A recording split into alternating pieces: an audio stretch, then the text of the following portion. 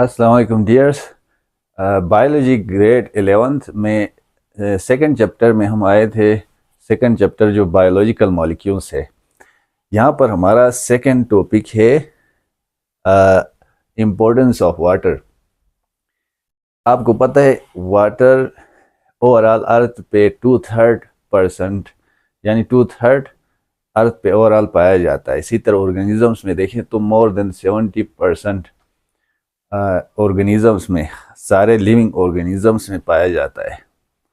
अभी हम डायरेक्ट बात करते हैं किन ऑर्गेनिजम्स में वाटर कम है, किन में ज़्यादा है।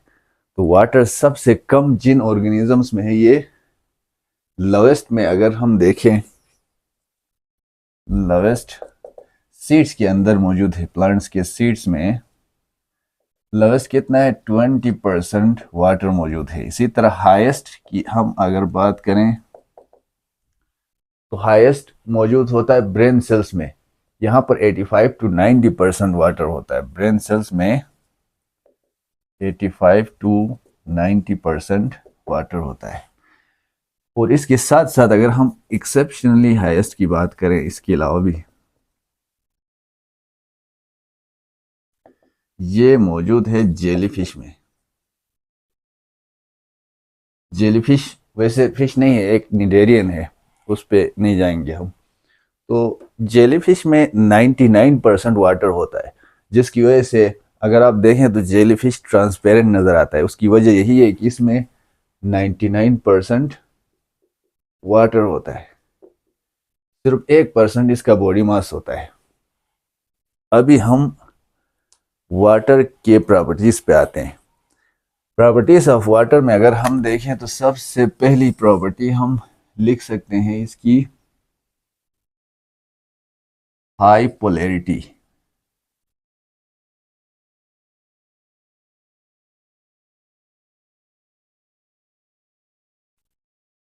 इस पोलैरिटी को समझने के लिए सबसे पहले हम समझेंगे कोवेलेंट बॉन्ड्स।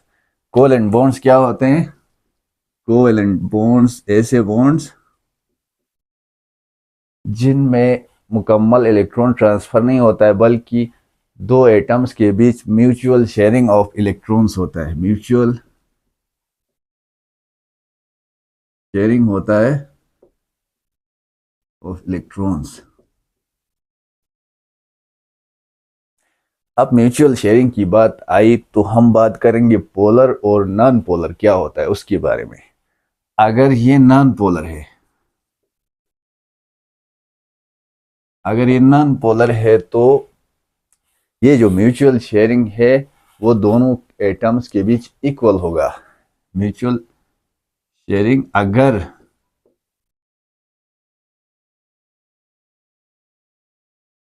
इक्वल हो, शॉर्ट में लिख रहा हूं, अगर म्यूचुअल शेयरिंग इक्वल हो दोनों तरफ से तो वो होगा नॉन पोलर। अगर इक्वल ना हो, इफ नॉट इक्वल, तो वो होगा पोलर। फॉर एग्जांपल वाटर है, वाटर में क्या है? ऑक्सीजन और दो हाइड्रोजन है।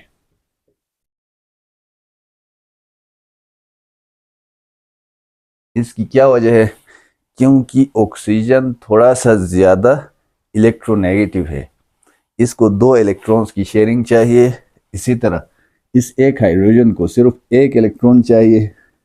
हाइड्रोजन का जो वैलेंस शेल है इसमें एक इलेक्ट्रॉन है, तो इसको स्टेबल रखने के लिए कितने चाहिए? सिर्फ एक चाहिए। या तो दो हो या तो 8 हो।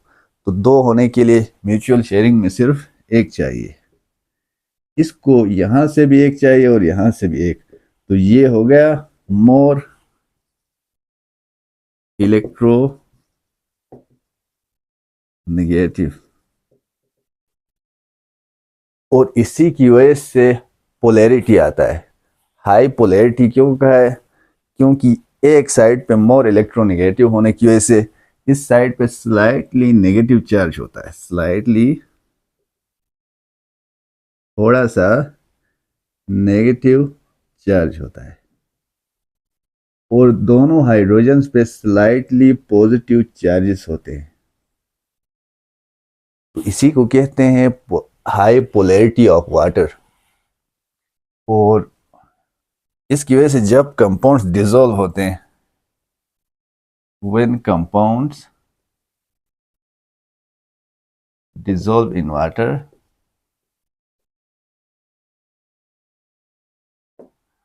तो क्या होता है, वो डिसोसिएट होते हैं आयंस में। दे डिसोसिएट इनटू कौन से आयंस में, या तो पॉजिटिव या नेगेटिव आयंस में डिसोसिएट होते हैं। इसी पोलैरिटी की वजह से ज़्यादा फेवरेबल है केमिकल रिएक्शंस के लिए। तो लिविंग ऑर्गेनिजम्स में जितने भी केमिकल रिएक्शंस होते हैं, ऑलमोस्ट सारे रिएक्शंस इसी एक्वियस मीडियम के अंदर होते हैं। तो approximately all reactions occur in aqueous medium living organisms में, और इसी की वजह से ही इसको यूनिवर्सल सॉल्वेंट कहते हैं। इसी की वजह से इसको यूनिवर्सल सॉल्वेंट कहते हैं। ये होगी। अभी साथ साथ हम बात करेंगे, एक प्रॉपर्टी हो गई हाई पोलैरिटी की, जिसकी वजह से हमने इसको यूनिवर्सल सॉल्वेंट कहा। सारे केमिकल रिएक्शंस इसके अंदर होते हैं, सॉल्वेंट के अंदर। तो अभी हम सेकंड पे हम बात करेंगे। सेकंड इसकी प्रॉपर्टी है हाई पोलैरिटी होता है इसके अंदर। हाई पोलैरिटी की तो बात हो गई, हाइड्रोजन बॉन्डिंग इसके अंदर मौजूद होता है, तो इसकी अभी हम बात करते हैं। यहाँ पर इस कोर्स में हमने इम्पोर्टेंस ऑफ वाटर में हमने पढ़ा more than 2/3 of the earth, 70% of any organism, 20% in seeds, 85 to 90% in brain and 99% in jellyfish. Hence the body shows transparency. और यहाँ एक एक्स्ट्रा क्वेश्चन है कि हाइड्रोजन रिड्यूस होगा या ऑक्सीडाइज होगा वाटर में। तो अगर तो ऑक्सीजन की हम बात कर रहे होते तो रिड्यूस होता, क्योंकि हाइड्रोजन ऐड हो रहा है। अगर हाइड्रोजन की बात हो रही है तो क्योंकि ये ऑक्सीडाइज हो रहा है, ऑक्सीजन ऐड हो रहा है, तो ऑक्सीडाइज्ड होगा इसका। देन हमने प्रॉपर्टीज़ ऑफ वाटर में सबसे पहली प्रॉपर्टी हाई पोलैरिटी पढ़ा, जिसमें covalent bonds, non polar, polar, इसी तरह electrons are pulled closer to more electronegative atom, जो कि ऑक्सीजन का था हमने, और यूनिवर्सल सॉल्वेंट इनके बारे में पढ़ा। तो हम बात कर रहे थे प्रॉपर्टीज़ ऑफ वाटर की। पहली प्रॉपर्टी हो गई हाइड्रोजन हाई पोलैरिटी की। इसके बाद है हाइड्रोजन बॉन्डिंग। हाइड्रोजन बॉन्डिंग को समझने के लिए इधर थोड़ा सा ड्रा करते हैं। ये एक वाटर का मॉलिक्यूल है फॉर एग्जांपल, इसी तरह ये एक वाटर का मॉलिक्यूल है।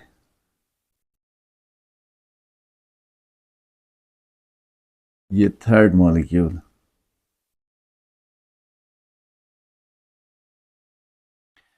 मैंने कहा था इसमें ऑक्सीजन थोड़ा सा ज़्यादा इलेक्ट्रोनेगेटिव होने की वजह से स्लाइटली नेगेटिव चार्ज है। वैसे तो ये ओवरऑल न्यूट्रल है, वाटर का मॉलिक्यूल न्यूट्रल है, बट ये मोर इलेक्ट्रोनेगेटिव, ये लेस इलेक्ट्रोनेगेटिव होने की वजह से स्लाइटली इधर नेगेटिव चार्ज, स्लाइटली इधर पॉजिटिव चार्ज आया, स्लाइटली इधर negative positive, positive negative positive. अभी मसला क्या होता है कि फॉर एग्जांपल एक कंटेनर के अंदर वाटर है, ये वाटर का मॉलिक्यूल इसके पड़ोस वाले मॉलिक्यूल से यानी नाइबरिंग वाटर मॉलिक्यूल के साथ थोड़ा सा बॉन्ड बनता है इसका। कैसे? ये जो स्लाइडली नेगेटिव चार्ज है और स्लाइडली पॉजिटिव है, इसके बीच बॉन्ड बन जाता है, नेगेटिव एंड पॉजिटिव के बीच। इसी तरह ये इस हाइड्रोजन का दूसरे जो वाटर मॉलिक्यूल है उसके साथ बॉन्ड बन जाता है ऐसे। ये डॉट्स से इस तरह इसलिए जाहिर किया है कि ये वीक बॉन्ड्स हैं, ये मुकम्मल ऐसे बॉन्ड्स नहीं है, म्यूचुअल शेयरिंग या ट्रांसफर ऑफ इलेक्ट्रॉन्स नहीं है। तो ये वीक बॉन्ड्स है, जल्दी टूट जाते हैं, इसीलिए इसको डॉटेड लाइन से जाहिर करते हैं। तो ये जो लाइन से इन्हीं को हाइड्रोजन बॉन्ड्स कहते हैं। तो इसी की वजह से हाइड्रोजन बॉन्डिंग होती है। इसको अगर हम एक लाइन में लिखें तो हम ये लिख सकते हैं कि हाइड्रोजन बॉन्डिंग के लिए attraction of oppositely plus minus का charged regions on neighbouring molecules, यानी एक H प्लस दूसरे एक H प्लस एक वाटर मॉलिक्यूल का दूसरे वाटर मॉलिक्यूल के O माइनस के साथ बॉन्ड बनाएगा, वीक बॉन्ड बनाएगा। इसी को हाइड्रोजन बॉन्डिंग कहते हैं। यानी 1H plus with other molecules O minus, इस तरह से बॉन्ड्स बनाएगा। तो ये हो गई hydrogen bonding.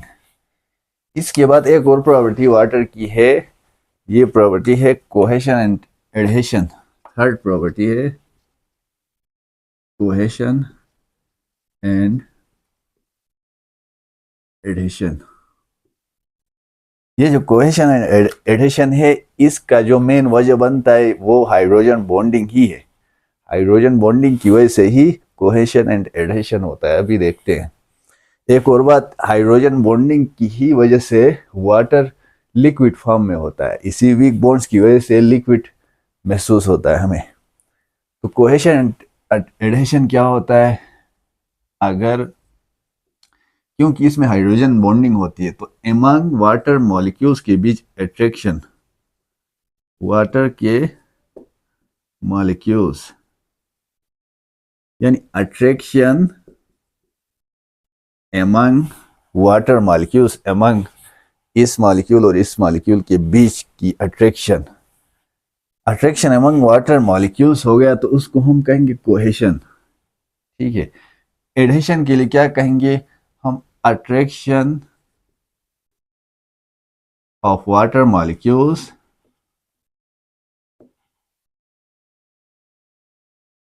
To polar surface के साथ। एक तो वाटर और वाटर के बीच, और एक वाटर जिस चीज के अंदर रखा है उसका जो सरफेस है पोलर सरफेस, उसके साथ। तो attraction of water molecules to polar surface, ये हो गया एडहेशन।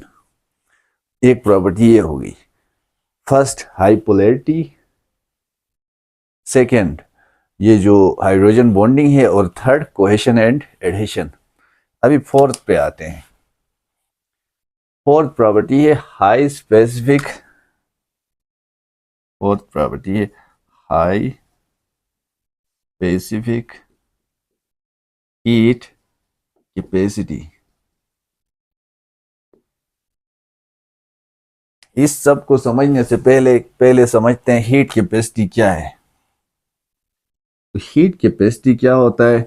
कम से कम हीट जो कि थोड़ा सा टेम्परेचर बढ़ाने के लिए चाहिए। तो हम इसके लिए क्या लिख सकते हैं? हीट कैपेसिटी को हीट रिक्वायर्ड फॉर, कम से कम इंक्रीज इन टेम्परेचर के लिए, मिनिमम इंक्रीज इन टेम्परेचर।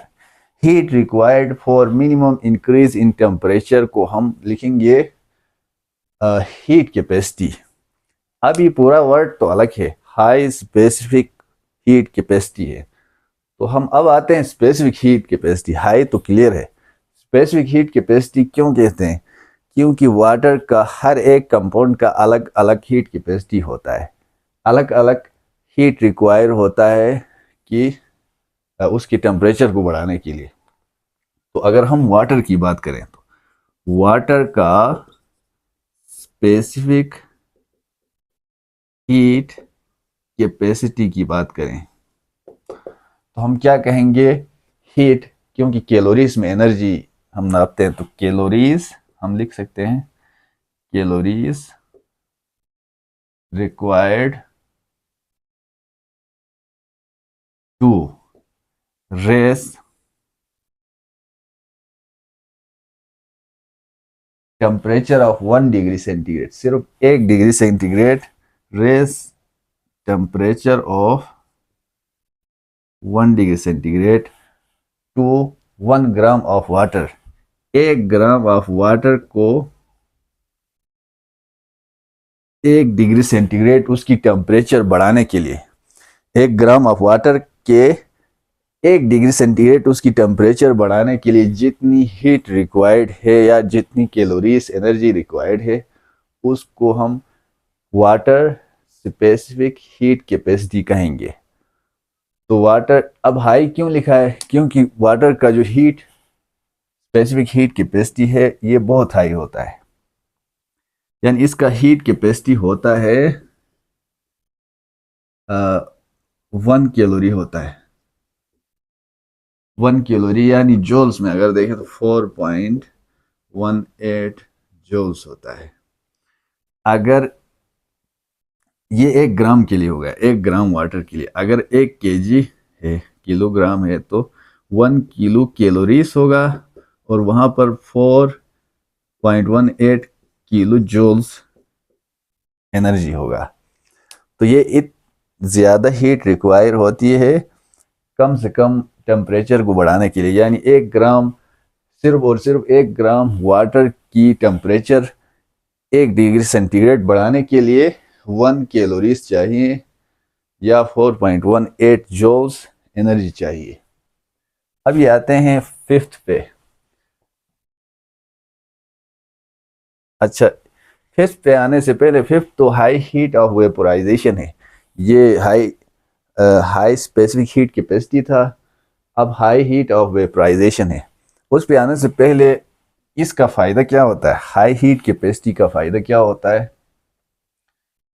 ये इस हाई हीट कैपेसिटी होने की वजह से यूज्ड एज टेम्परेचर स्टेबलाइजर या रेगुलेटर।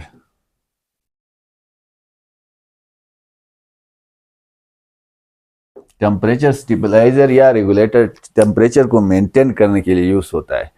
लिविंग ऑर्गेनिजम्स में जो सडन हॉट स्प्रिंग्स में या हॉट इन्वायरमेंट में जो सडन टेम्परेचर चेंज होता है उसको रोकता है। तो प्रोटेक्ट, इसको हम लिख सकते हैं protect living things against sudden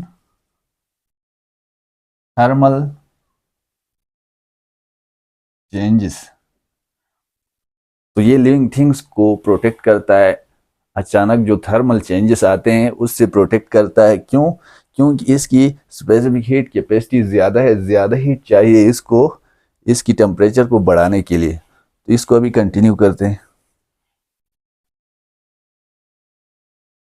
यहाँ पर सेकंड प्रॉपर्टी में हाइलाइट्स ज़रा देखते हैं। तो attracted to oppositely charged regions और नाइबरिंग मॉलिक्यूल्स जो कि वीक बॉन्ड्स बनाते हैं।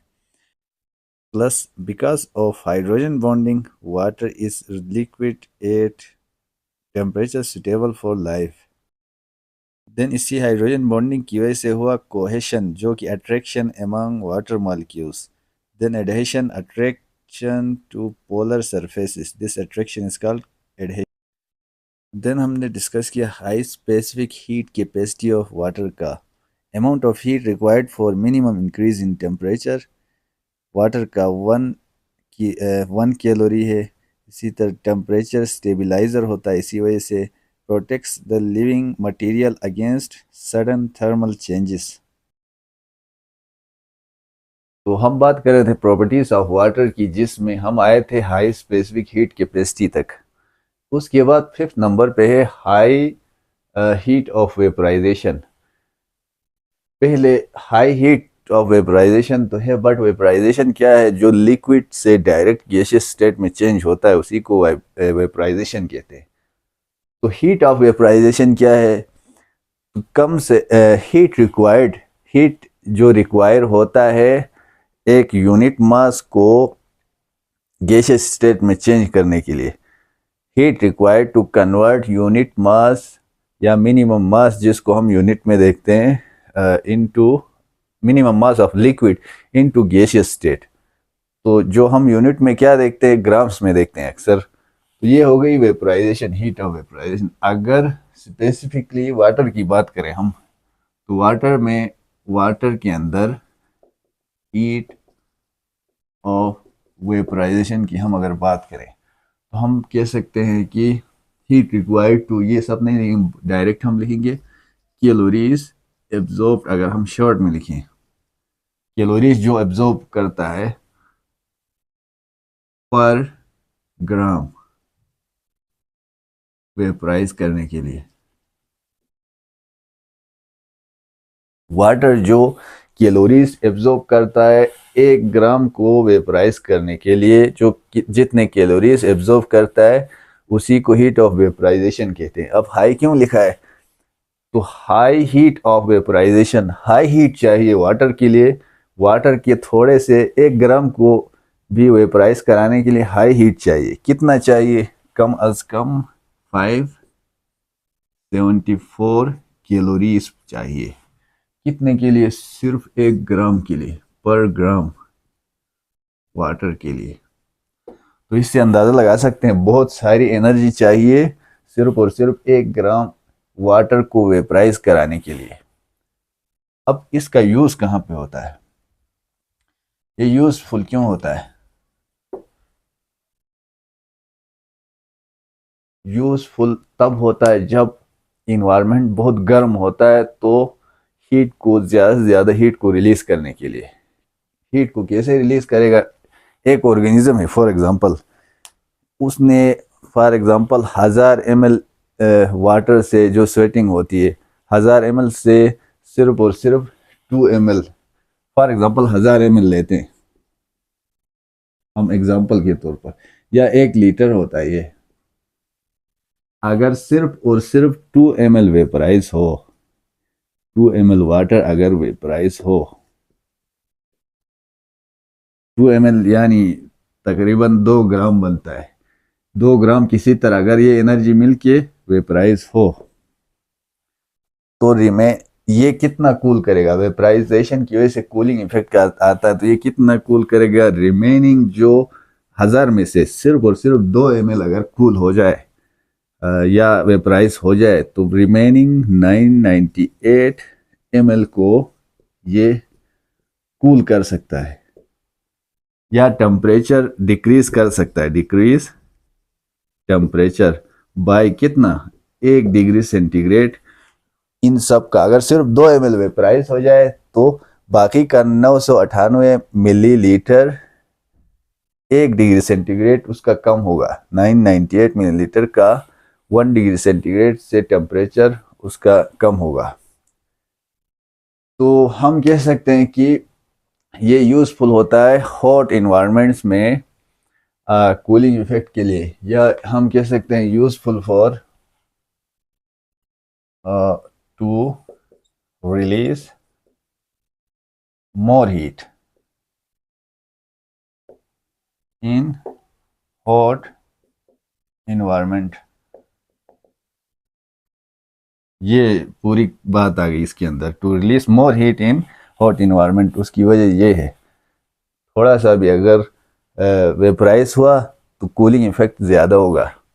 अब यहाँ आते हैं नेक्स्ट पे। नेक्स्ट हमारा है हाइड्रोफोबिक एक्सक्लूजन।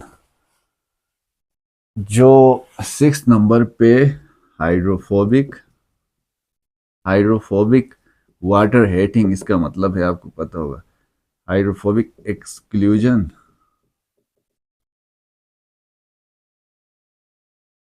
अगर आप देखें तो ऑयली जो सब्सटेंसेस हैं, फैटी सब्सटेंसेस हैं, अगर वो वाटर में ऐड करो, तो वो क्योंकि वाटर हेटिंग होते हैं हाइड्रोफोबिक वाले, तो वो वाटर के साथ मिक्स नहीं हो सकते। तो वाटर की पोलैरिटी की वजह से कुछ इस तरह का होगा कि फॉर एग्जांपल ऑयल के ड्रॉपलेट्स अगर आप वाटर के अंदर डालते हैं, तो ऑयल आके एक जगह पे जमा होगा और वाटर से ज़्यादा कांटेक्ट में नहीं आएगा, एक जगह पे जमा होगा तो कांटेक्ट वाटर से कम होगा। तो इसके लिए हम ये लिख सकते हैं कि कांटेक्ट एरिया कम होता है, कहने के लिए हम लिखेंगे रिडक्शन ऑफ कांटेक्ट एरिया।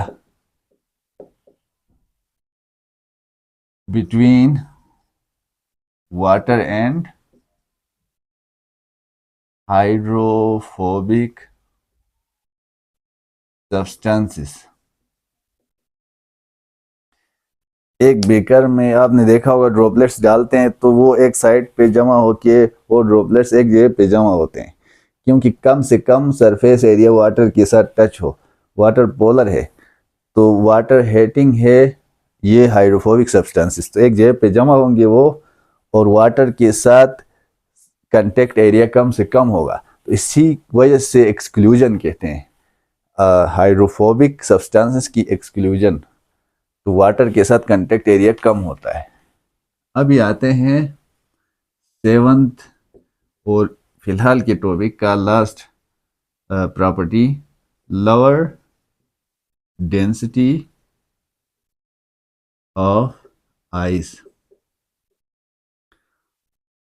आपने सुना होगा आइस की डेंसिटी कम होती है वाटर से, इसी वजह से वाटर के ऊपर फ्लोट करता है। डेंसिटी कम होने की वजह से आइस डूबता नहीं है बल्कि वाटर के ऊपर फ्लोट करता है।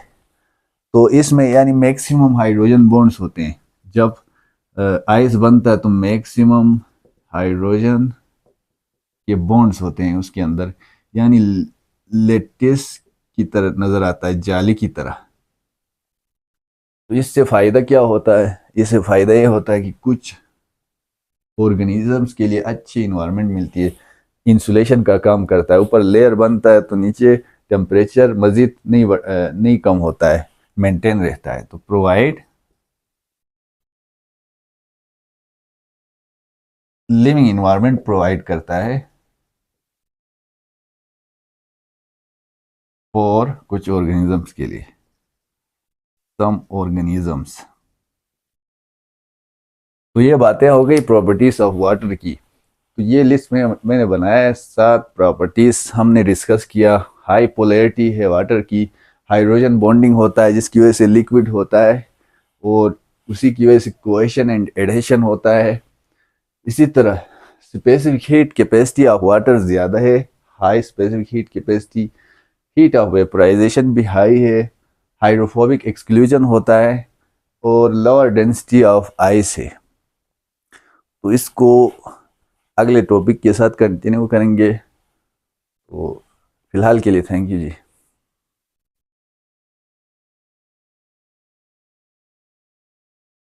यहाँ पर हमने बात की हीट ऑफ वेपराइजेशन की, heat required to convert a unit mass of a liquid into gaseous form, जो कि 574 है वाटर के लिए।